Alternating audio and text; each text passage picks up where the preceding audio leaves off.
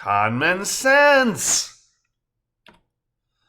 A lot can be said for common sense. After all, common sense is what tells us that the sun circles a flat earth, that a 10-kilogram object falls 10 times faster than a 1 kilo, that maggots spontaneously generate from poo-poo caca, and here in the USA, that even though all men are created equal, that only white property Christian dudes should be able to vote. We also had common sense laws that criminalize the mixing of Linnaeus' races well into my lifetime because common sense told us God forbids that sort of thing. Common sense is a pretty big catch-all for folks who are too lazy, too ignorant, or too dull-witted to realize that what seems obvious oftentimes is patently false. A huge solution in search of a problem in the USA today is voter fraud. You know, the big steal that former president and insurrectionist Donnie T has been touting since he lost big time back in November 2020.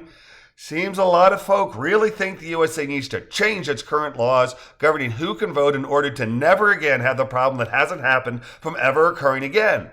And one of the seemingly more benign bullets in the Patriots Gunning for Democracy Luger is having to present ID when voting.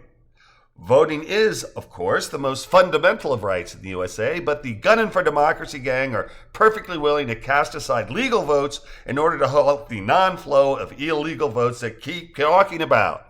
To me, common sense would dictate that we would create laws and take measures against large problems that have terrible consequences. Things like crime, climate change, inequality, poor health, poverty, myriad problems in search of solutions. But I guess I have my priorities backwards. Seems there's a whole slew of patriots who are willing to further the cause of disenfranchisement because common sense dictates that if we don't have more restrictive laws on the books, that more of the wrong people will be voting illegally. And if the patriots are right, then I have to ask, why stop there? Up there in paragraph 3, crime was the first problem I listed in need of a solution.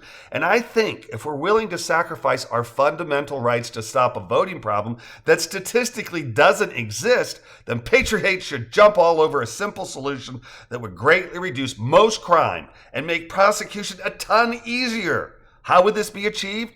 Simple. Bone marrow microchips and universal forehead UPCs for every legal U.S. resident. If every legal resident of the USA had a microchip that tracked location, then law enforcement could more easily zero in on suspects. And that forehead UPC? It would get scanned for every transaction at every business and any sale that occurs for absolutely everything. Every transaction would be duly processed, recorded, and made available to law enforcement. Warrants would, of course, be required. We wouldn't want to infringe on anyone's rights.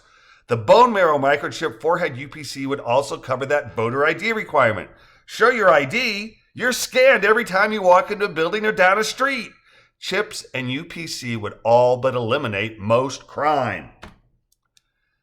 And the best part is, we can start with those screaming for greater voting restrictions. We'll even incentivize a microchip UPC crime cessation solution through lowering the taxes of those with chips and/or increasing government benefits for those on the dole. Jesus said, "Let he who is without sin cast the first stone."